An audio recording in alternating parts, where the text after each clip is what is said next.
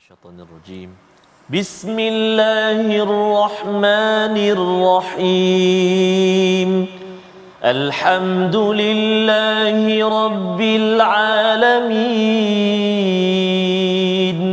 Ar-Rahmanir-Rahim.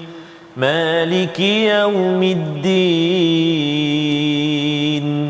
Iyyaka na'budu wa iyyaka nasta'in. Ihdinas siratal mustaqim. Siratal ladzina an'amta 'alaihim ghairil maghdubi 'alaihim waladdallin.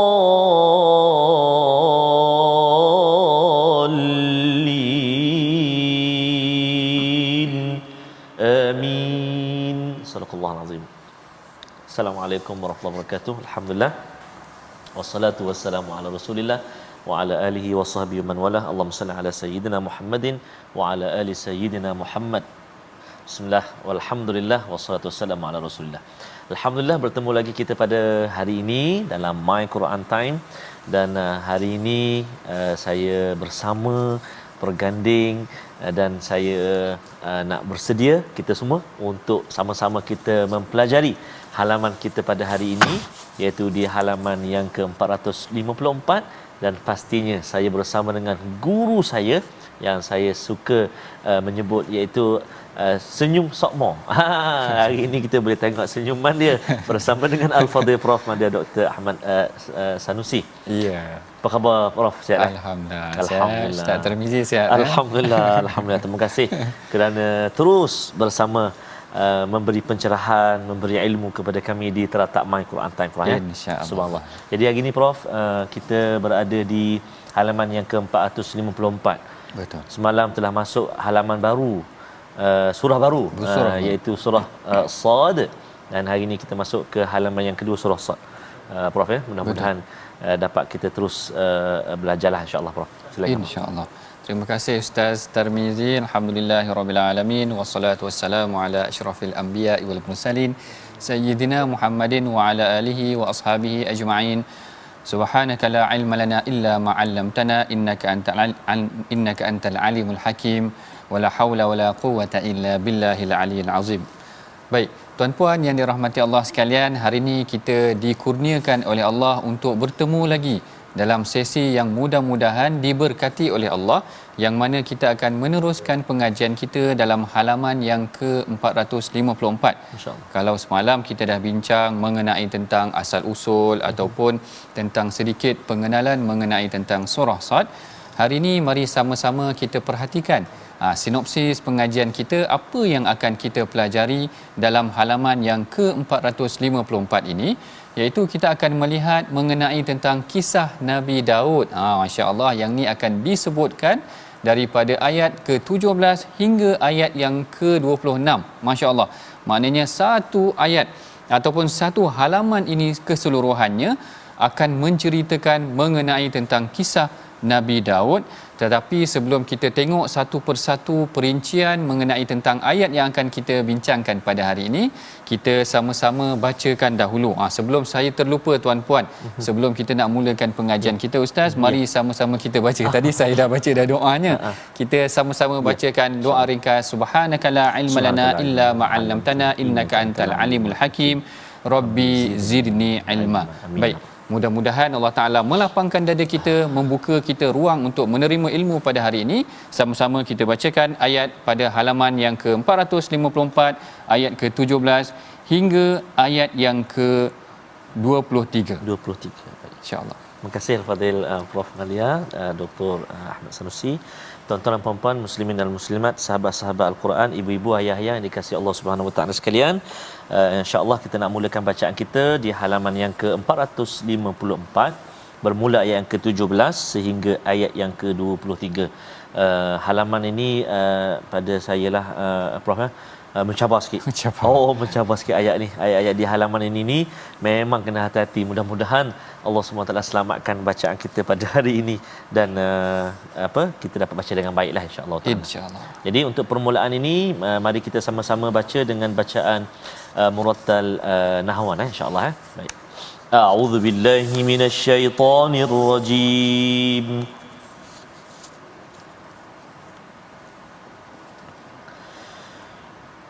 اصبر على ما يقولون واذكر عبدنا داود ذا الأيد إنه أواب إنا سخرنا الجبال معه يسبحن بالعشي والإشراق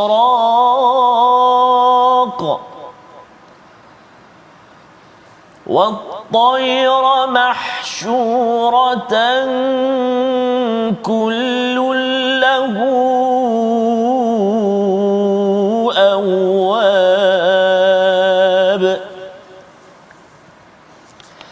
وشددنا ملكه وآتيناه الحكمة وفصل الخطاب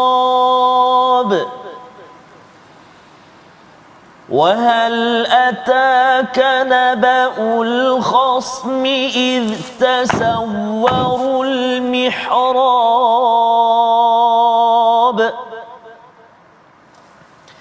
إذ دخلوا على داود ففزع منهم قالوا لا تخف خصمان بغى بعضنا على بعض فاحكم بيننا بالحق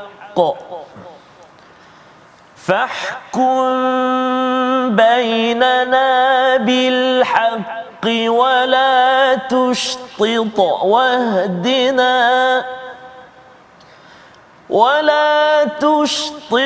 واهدنا إلى سواء الصراط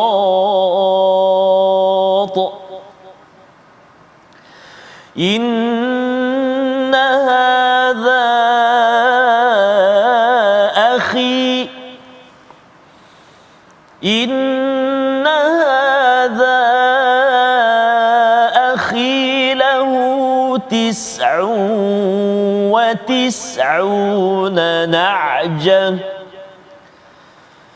له 99 نعجة ولي نعجة واحدة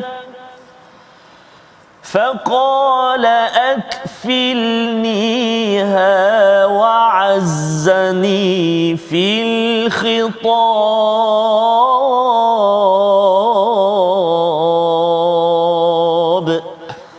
صدق الله العظيم. Sadaqallahul Azim. Baik, kita perhatikan pada ayat yang ke-17, Allah Ta'ala berfirman, bersabarlah ke atas apa yang mereka katakan wahai Muhammad, dan ingatlah akan hamba kami Nabi Daud yang mempunyai kekuatan, sesungguhnya baginda sangat taat kepada Allah. Perhatikan ayat yang ke-17 ini sebenarnya tuan-puan, ianya adalah kesinambungan daripada halaman yang ke-sebelah. Kalau kita tengok halaman sebelah, sebenarnya Allah Ta'ala telah memujuk Rasulullah. Allah Ta'ala faham bahawa tekanan-tekanan yang dikenakan ke atas Rasulullah sangat berat. Iaitu surah ini diturunkan pada fasa di Makkah. Di Makkah ini tekanannya bertalu-talu. Bayangkan baru mula-mula kita nak sampaikan berita baru, dakwah baru, tiba-tiba orang tak terima, orang ejek, orang lempar macam-macam. Lalu Allah Ta'ala pujuk Rasulullah. Allah Ta'ala cerita satu-satu. Nanti dalam surah ni menariknya sebenarnya banyak kisah para nabi. Yang ini kita mulakan dahulu dengan kisah Nabi Daud. yang mana Rasulullah pesan, Allah Taala pesan kepada Rasulullah, Allah Taala kata isbir ala ma yaqulun, sabarlah kamu wahai Muhammad ke atas apa yang akan mereka katakan. Sebab dekat sini digunakan fi'lul mudhari'. Perkataan ma yaqulun, dia tak kata ma qalu, sabarlah ke atas apa yang telah mereka katakan. Tetapi disebut di sini ma yaqulun, iaitu apa yang akan mereka katakan sekali. Maknanya termasuk dengan semua lepas ni akan dikenakan tekanan yang berat kepada Rasulullah. Lalu Allah Ta'ala ingatkan kepada Rasulullah, kalau kau ingat wahai Muhammad, ada kisah mengenai tentang Nabi Daud, yang mana Nabi Daud ini disebutkan sebagai Zal Aidi ataupun Zul Aidi ni, iaitu orang yang kuat, yang mempunyai kekuatan. Dekat sinilah penafsiran para ulama cuba menyelongkar, meneroka apakah yang dimaksudkan dengan Zal Aidi ni, yang mempunyai kekuatan. Ni kekuatan dari aspek apa? Macam cerita Hang Tuah Ustaz Tarmizi, kekuatan Nabi Daud ni pada mana? Pada huruf ta ke ataupun pada huruf dal ni tadi? Lalu yang ni yang para ulama menyebutkan, Al-Imam Ibn Kathir kata al-aidi ni iaitu al-quwwah fi ta'ah. Maksudnya kekuatan dia dalam ketaatan, bukan pada huruf dal ke, bukan pada huruf waw tu tadi, kekuatan dia kepada ketaatan. Yang inilah yang disebutkan oleh kebanyakan para ulama, menyebutkan Nabi Daud ini orang dia sangat kuat beribadah. Perhatikan, walaupun beliau adalah seorang pemimpin, seorang raja, tetapi tidak menjauhkan dia daripada Allah.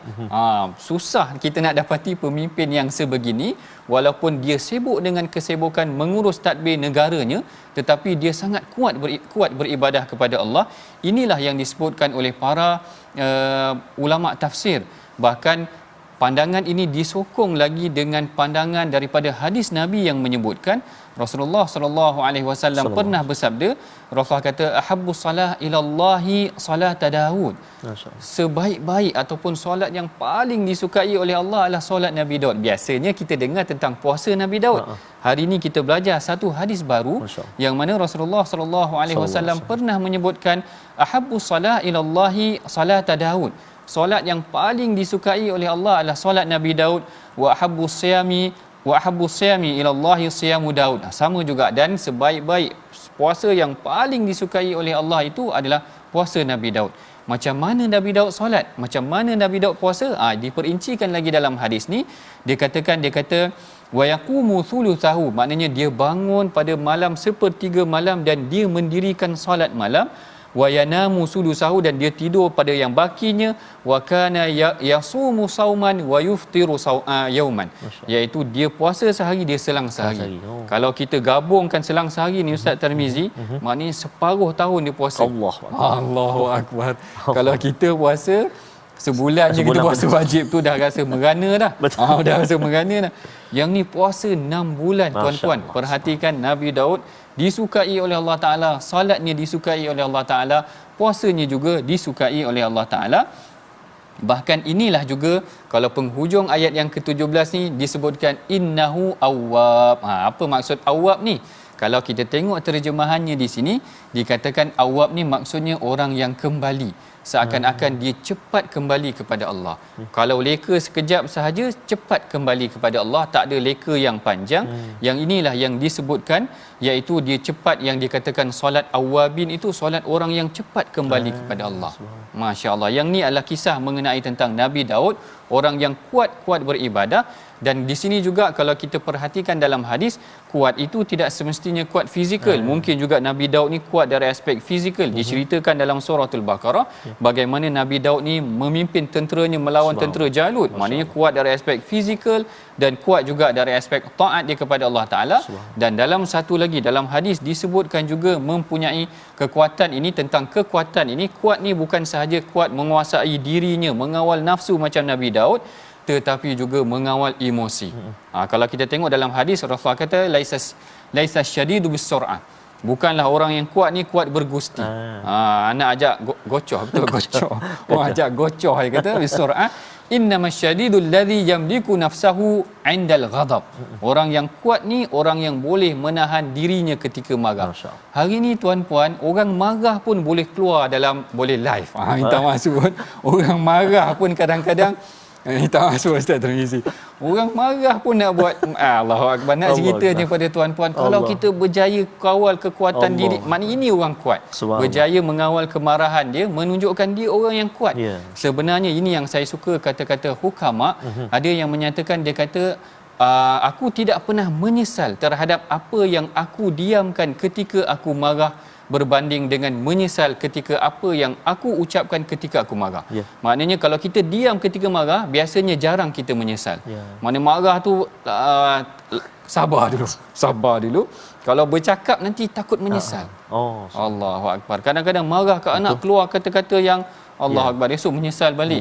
Anak tu ingat pula, Allahu Akbar, lagi menyesal. Anak tu kata, dulu ayah kata gini, Allahu Akbar. Sebab itulah hukama kata, kalau kita boleh kawal diri kita ketika marah, kita adalah orang yang kuat. Itu baru ayat yang pertama, ayat yang ke-17. Kemudian ayat ke-18 Allah Ta'ala ceritakan, yang ni sebenarnya kita pernah bincangkan dalam surah Ahzab terdahulu, yang mana kelebihan surah Sabah ataupun surah Ahzab kalau tak silap saya, inna sakharnal jibala ma'ahu yusabbihna bil ashi wal isyraq, yang mana Nabi Daud ini salah satu kelebihannya adalah angin, adalah bukit gunung ganang ini dan binatang-binatang, burung-burung ini, bila dia mendengar Nabi Daud bertasbih, mereka bertasbih dengan Nabi Daud. Nanti kalau kita tengok anaknya pula Nabi Sulaiman, dengan angin sekali. Luar biasa kelebihan yang diberikan oleh Allah Ta'ala kepada Nabi Daud. Dan perhatikan juga Allah Ta'ala kata dalam ayat yang ke-20, wa syadadna mulkahu wa atainahu al-hikmata wa faslal khitab, iaitu kami berikan dia, kami kuatkan dia kerajaannya, dan kemudian kami berikan dia hikmah dan kebijaksanaan, wa faslal khitab, dan kemampuan untuk memutuskan perkara. Dalam sebahagian penafsiran para ulama tafsir, ada yang menyebutkan wa faslal khitab ni maksudnya dia punya pertuturan. Pertuturan itu adalah kemas. Orang dengar boleh terpukau macam Rasulullah. Macam Rasulullah orang dengar boleh terpukau. Kalau kita tengok dalam tafsir Ibnu Kathir Ustaz Tirmizi, ada disebutkan Saidina Abu Musa Al-Asy'ari, dia katakan perkataan amma ba'du, fasal khitab kan, khutbah itu dipotong. Dia kata perkataan amma ba'du ini adalah berasal daripada perkataan Nabi Daud. Masya-Allah. Hari ni lagi yang kedua ilmu baru kita dapat. Bukan sekadar solat Nabi Daud, solat yang disayangi oleh Allah Ta'ala, disukai oleh Allah Ta'ala, rupanya pertuturan dia pun pertuturan yang tersusun. Faslal khitab ini, selain daripada dia memutuskan perkara, dia juga hebat dalam perkara, maknanya berpidato ataupun bercakap dengan jelas. Mengenai dengan percakapan dengan jelas ini, saya pun masih lagi belajar macam mana nak bercakap dengan jelas. Kerana saya ingat sebuah hadis, Ustaz Tirmizi, satu hari Saidina Abu Hurairah pernah memberikan khutbahnya ataupun percakapannya, lalu Sayyidatina Aisyah dengar. Aisyah kata, engkau dengar tak apa yang dia tu cakap? Dia kata macam tu.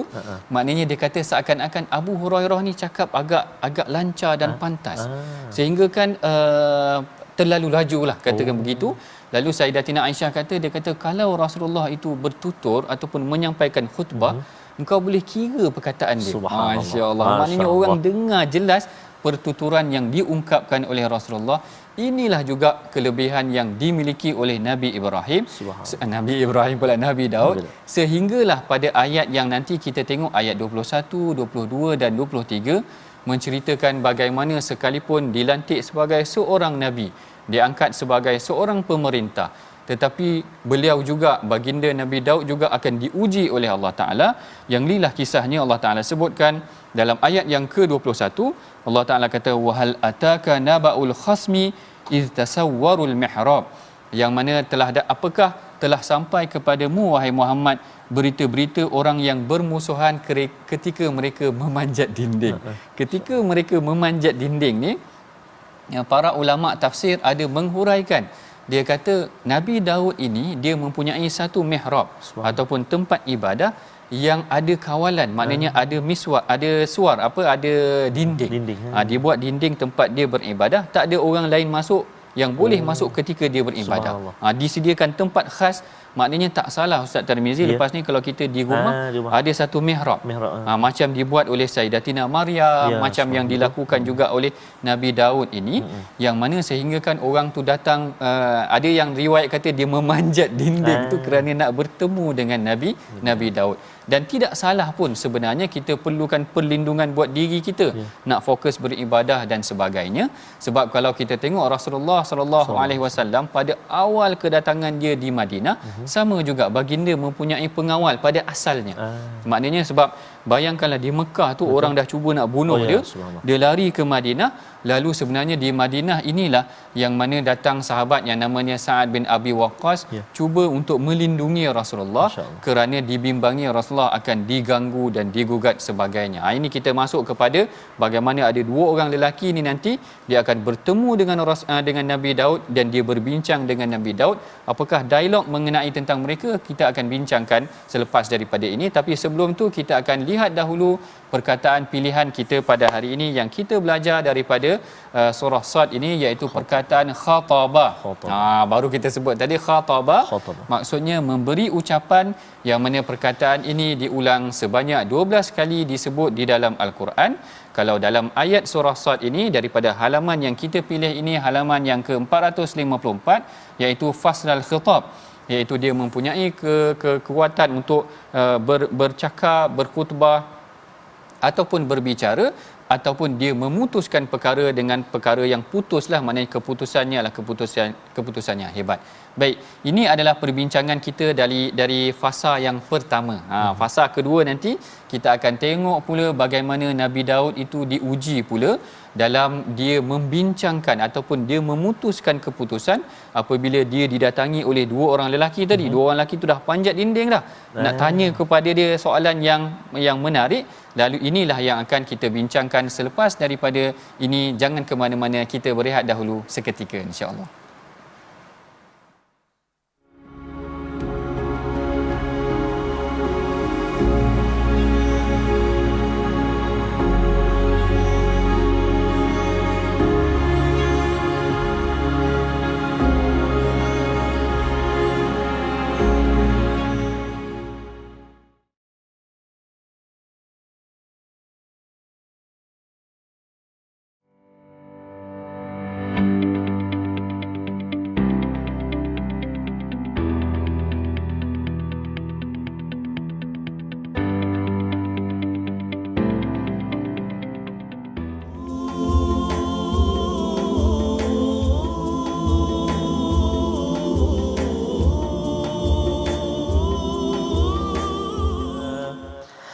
Tak boleh sambung dah. Jadi kena dapatkan yang original, takut salah bro. Nanti kan marah abang-abang Hijaz. Abang-abang Rabbani kan itu antara lirik lagu nasyid pemimpin yang adil. Kenapa? Kerana kejap lagi kita nak dengar kupasan Prof tentang bagaimana Nabi Allah Daud alaihissalam menyantuni dua lelaki tadi ya. Betul. Kan yang panjat tadi tu. Betul. Panjat nak tengok apa tadi lah. Nanti kita akan dengar sambungan daripada Al-Fadhil Prof. Jadi kita nak singgah jap. Sebelum tu kita nak singgah sekejap apakah perkongsian ulang kaji tajwid kita pada hari ini. Mari kita saksikan sama-sama paparannya, iaitulah menyempurnakan hukum qalqalah wusta dalam ayat ini. Contohnya dalam ayat yang ke-17 dan juga ayat yang ke-18. A'udzubillahi minasyaitonirrajim. Innahu awwab. Satu. Dan ayat ke-18. A'udzubillahi minasyaitonirrajim. Bil 'ashyi wal isyraq.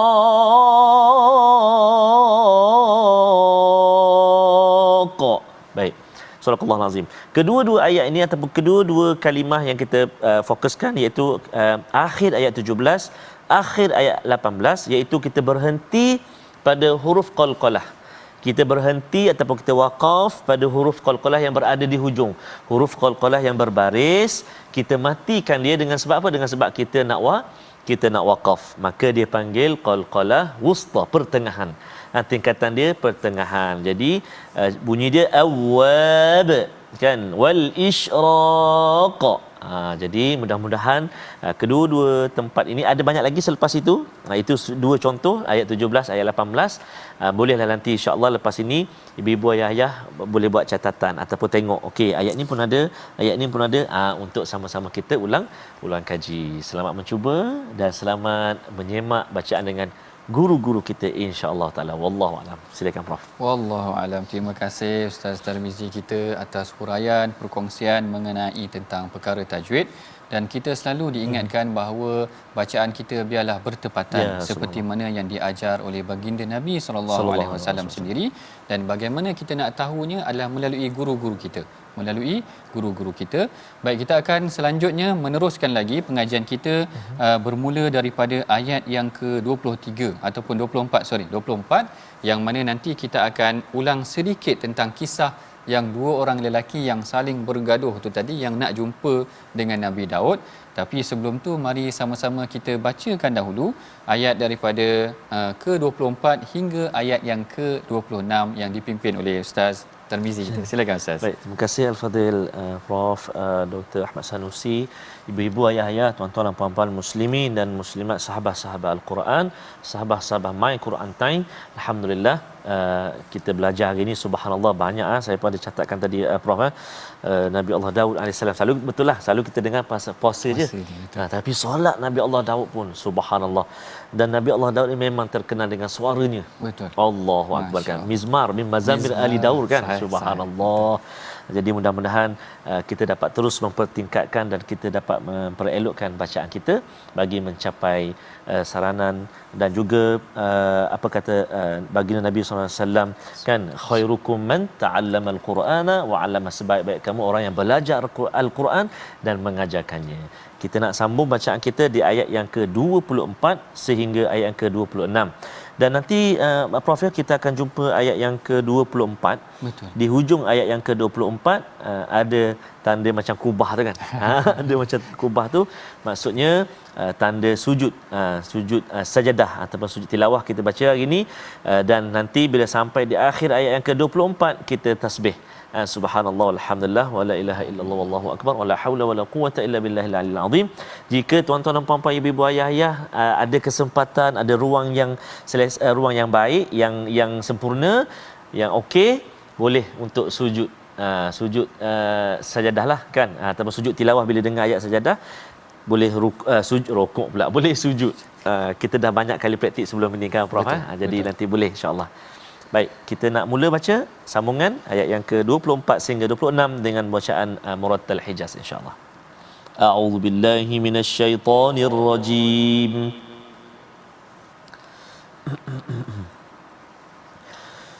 قال لقد ظلمك بسؤال نعجتك إلى نعاجه وإن كثيرا من الخلطاء ليبغي بعضهم على بعض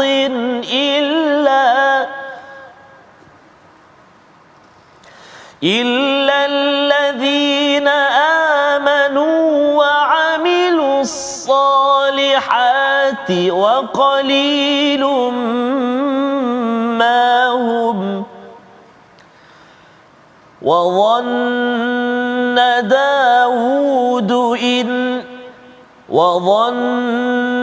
داود أنما فتناه فاستغفر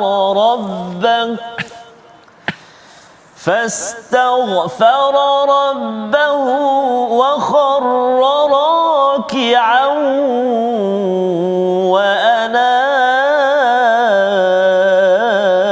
وأناب. بسم الله الرحمن الرحيم ولا حول ولا قوة إلا بالله. فغفرنا له ذلك وإن له عندنا لزلفى وحسن مآب.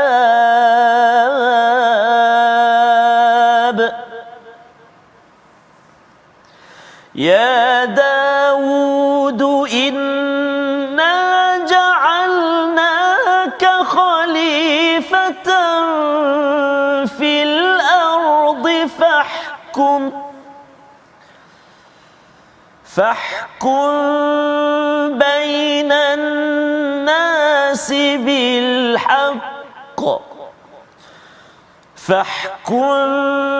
بين الناس بالحق ولا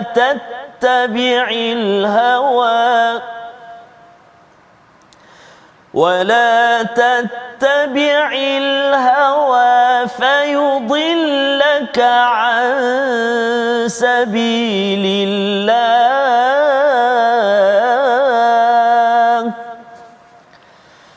إن الذين يضلون عن سبيل الله لهم عذاب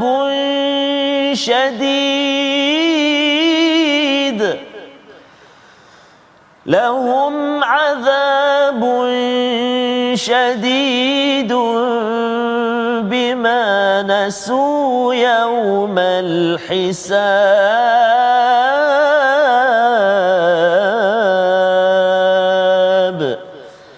صدق الله العظيم. Sadaqallahul Azim. Baik, sekiranya kita perhatikan dalam ayat yang ke-22, Allah Ta'ala menceritakan ketika mereka masuk, baginda terkejut kerana kedatangan mereka. Mereka berkata, janganlah takut, kami berdua sedang bermusuhan.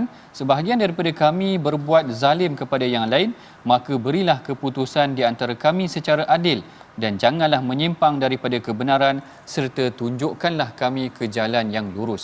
Baik, kita masuk ataupun kita sambung perbincangan kita tadi mengenai tentang dua orang lelaki yang panjat ke dalam tempat peribadatan Nabi Daud, dan kemudian bila Nabi Daud ternampak ataupun jatuh datangnya dua orang lelaki ini, Nabi Daud terkejut. Lalu apabila Nabi Daud terkejut tu tadi, maka dua orang lelaki ini tadi kata, jangan kau terkejut dan jangan kau takut wahai Nabi Daud, kerana kami ini datang untuk bertanyakan kau mengenai tentang satu perkara, iaitu kami berdua ni sedang bergaduh. Salah seorang daripada mereka mempunyai 99 ekor kambing, yang mana seorang lagi ada juga kambingnya yang lain. Lalu salah seorang daripada mereka ataupun salah seorang daripada lelaki ini tadi minta nak cukupkan satu kambingnya menjadi 100. Maknanya dia paksa seorang kawan tu lagi, berikan aku kambing kau supaya kambing aku ni cukup 100. Inilah yang sedang dibincangkan tu tadi, dan akhirnya perbalahan berlaku. Yang ini yang diceritakan sehingga kan salah seorang daripada mereka ini mempunyai pertuturan yang hebat. Maknanya dia hebat berhujah sehingga menyebabkan dia dapat apa yang dia kehendaki, dan seakan-akan Nabi Daud ini setuju ataupun menghukum ke atas mereka berdua. Ini adalah kisah yang disebutkan di dalam Al-Quran mengenai tentang dua lelaki yang saling bertelagah. Seorang mempunyai 99 ekor kambing, dia nak cukupkan seekor lagi jadi 100, lalu dia paksa kawan yang seorang lagi tu bagi.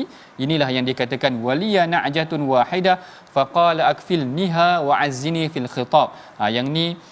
Yang diperintahkan ataupun diceritakan oleh lelaki itu tadi. Lalu Nabi Daud kata, laqad zalamaka bisu'ali na'jatik. Dia kata sesungguhnya engkau telah berlaku zalim kerana engkau minta kawan kau tu bagi engkau kambing supaya cukup 100. Dan tiba-tiba Nabi Daud terdiam. Dan Nabi Daud perasan bahawa yang datang dua orang lelaki ini bukan lelaki yang biasa. Rupanya ianya adalah malaikat yang diutuskan oleh Allah Ta'ala untuk menguji Nabi Daud. Penghujung ayat ni yang dikatakan wazanna Daudu annama fatannahu fastaghfara. Lalu Nabi Daud telah sedar bahawa sebenarnya yang datang tu bukan lelaki biasa, dua lelaki yang sengaja bertanyakan soalan untuk menguji Nabi Daud. Apa kisah di sebalik kisah dua orang lelaki ini? Yang ini yang kita kena teliti betul-betul. Sebenarnya sebab banyak kisah yang diriwayatkan oleh ulama tafsir. Tetapi sebahagian ulama menyatakan kisah tersebut adalah kisah yang tidak benar, iaitu kisah yang batil ataupun kisah yang tidak sahih, yang mana kisah yang banyak disebutkan di dalam para ulama tafsir sendiri, iaitu tentang Nabi Daud ini mempunyai 99 orang isteri.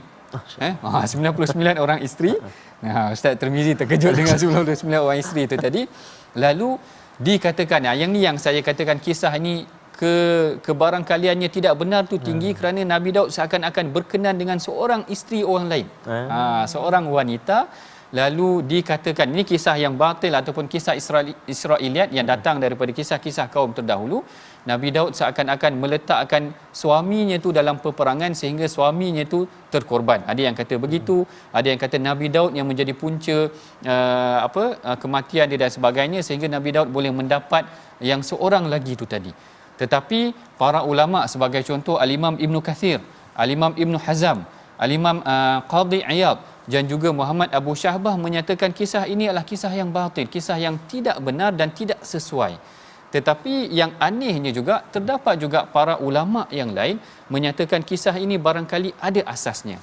Apa yang saya pandang ataupun apa yang saya perhatikan daripada perbincangan ulama tafsir ini sebenarnya boleh kita ambil jalan tengah seperti mana yang pernah dicadangkan oleh Syekh Tantawi.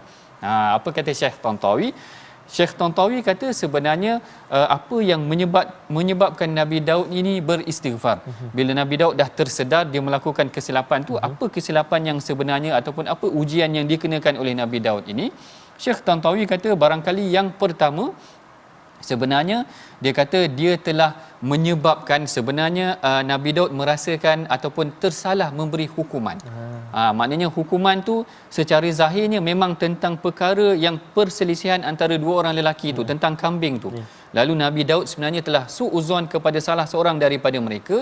Inilah yang menyebabkan dia beristighfar kerana bukanlah dikaitkan dengan kisah 99 orang isteri itu tadi, tetapi dikaitkan kerana dia telah tersalah sangka ataupun memberikan pandangan yang tidak elok kepada salah seorang daripada mereka. Yang ni cadangan yang diberikan oleh Syekh Tantawi, Dr. Wahbah Zuhaili dan sebagainya. Kesilapan yang dilakukan oleh Nabi Daud itu bukanlah kerana kesilapan yang diceritakan kisah isteri ramai menyebabkan seorang tu terbunuh dan sebagainya, tetapi kerana kisah yang sebenar yang diceritakan dalam Al-Quran itu tadi. Yang mana yang keduanya pula, ada juga yang memberikan cadangan. Sebenarnya bila Nabi Daud dah terperasan, dia macam dah tersilap tu tadi, lalu dia beristighfar, wa kharra raki'an tu tadi, lalu dia rukuk dan ataupun sujud tu tadi, adalah kerana bukan kerana kisah yang disebutkan tadi, tetapi kerana dia telah menghukum seseorang yang berebut kambing itu tanpa meminta bukti. Kerana dia hanya dengar orang berdebat je. Dengar orang berdebat, dia tak minta bukti ataupun dia tak siasat betul-betul. Barangkali ini juga yang kita katakan menyebabkan kerana kesilapan yang berlaku itu tadi. Manakala yang ketiga, cadangan daripada ulama-ulama yang moden yang cuba meleraikan ataupun menolak kisah Israiliyat ataupun kisah yang dikatakan Nabi Daud mempunyai isteri yang ramai dan berkehendakkan kepada isteri orang itu tadi. Dia kata mungkin juga apa yang kita fahami daripada kisah Nabi Daud ini adalah Nabi Daud ini kalau kita perhatikan dia terlalu sibuk beribadah. Sehingga kan rakyat terpaksa datang memanjat dinding rumah dia. Jadi barangkali dia kata ini sebenarnya mungkin kesilapan kerana terlalu fokus beribadah. Kerana kalau kita perhatikan ayat yang ke-26, Allah Taala kata ya Daudu inna ja'alnaka khalifatan fil ard fahkum bainan nas. Maknanya Allah Taala kata engkau kena hukum manusia dengan adil. Engkau ini khalifah. Maknanya tidak difokuskan kepada ibadah tu tadi, tetapi fokus dia adalah bagaimana untuk mentadbir alam ni dengan kesempurnaan, bahkan bagaimana dia boleh menegakkan keadilan sosial. Jangan sampai ada yang dizalimi, jangan sampai ada dalam kalangan mereka yang terpaksa mencari pemimpin sampai panjat pemimpin. Ini yang kita bimbang juga berlaku pada hari ini. Pemimpin nak cakap pun maknanya biarlah sampai orang senang berjumpa. Biarlah sampai orang senang berjumpa. Inilah barangkali pengajaran yang menarik daripada kisah Nabi Ibrahim. Perdebatan berlaku sehingga menyebabkan ada dalam kalangan rakyat datang berjumpa dengan dirinya, lalu dia mungkin tersalah dalam beberapa perkara, lalu dia cepat beristighfar kepada Allah Taala dalam perkara yang dia tersilap. Dan menariknya di sini kisah Nabi Daud ini ditutup dengan bagaimana Allah Taala mengingatkan tentang Nabi Daud mengenai tentang peranan kau sebagai khalifah. Tengok dalam penghujung ayat tu diceritakan tentang peranan dia sebagai khalifah. Dia hendaklah berlaku adil dan tidak mengikut hawa nafsu, bagi kita menanamkan, bagi nak menghayati betul-betul tentang peranan kita sebagai khalifah di muka bumi. saya kira mari kita sama-sama bacakan semula. Ya. Maknanya bacaan mengenai tentang ayat ke-26 ini, peranan kita sebagai khalifah untuk kita hayati apa sebenarnya mesej yang ingin disampaikan daripada ayat yang ke-26 ini, dipimpin oleh Ustaz Tarmizi kita. Baik, Silakan terima Ustaz. kasih Al-Fadhil. Prof, kita nak baca lagi sekali ayat yang ke-26. Betul. Ayat yang ke-26 agak panjang, kita akan baca secara murattal insya-Allah. Dan saya setuju sangat tadi yang Prof sebut tadi, pemimpin kan. Kadang-kadang nampak masa raya je. Nampak Pilihan masa raya ke raya raya? Begitulah lebih kurang. Betul. Begitulah lebih kurang. Jadi memang halaman ini subhanallah sangat-sangat memberi iktibar dan kita sama-sama ambil pengajaran dan pelajaran insya-Allah taala deh. Baik. Kita sambung ataupun kita ulang baca ayat yang ke-26 sama-sama insya-Allah. A'udzu billahi minasyaitonir rajim. Ya Daud inna ja'alnaka khalifatan fil ardi فاحكم بين الناس بالحق ولا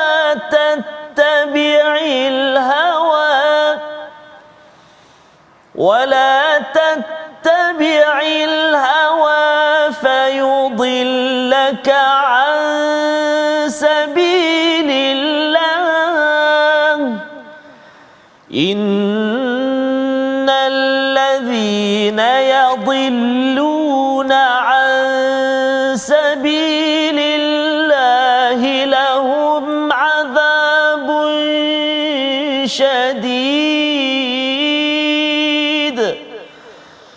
لهم عذاب شديد بما نسوا يوم الحساب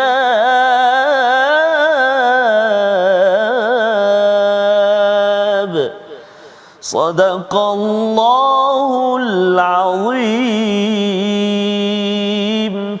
Sadaqallahul Azim. Dan Allah berfirman, wahai Daud, sesungguhnya kami menjadikan engkau khalifah di muka bumi, maka berilah keputusan di antara manusia dengan adil dan janganlah engkau mengikut hawa nafsu yang menyesatkan. Baik, kat sini adalah penutup yang sangat menarik, yang mana Allah Ta'ala mengingatkan kepada kita dan mengingatkan kepada semua pembaca bahawa peranan manusia yang disebutkan di dalam Al-Quran, kalau kita perhatikan awal-awal dulu Allah Ta'ala cerita tentang khalifah dalam surah Baqarah.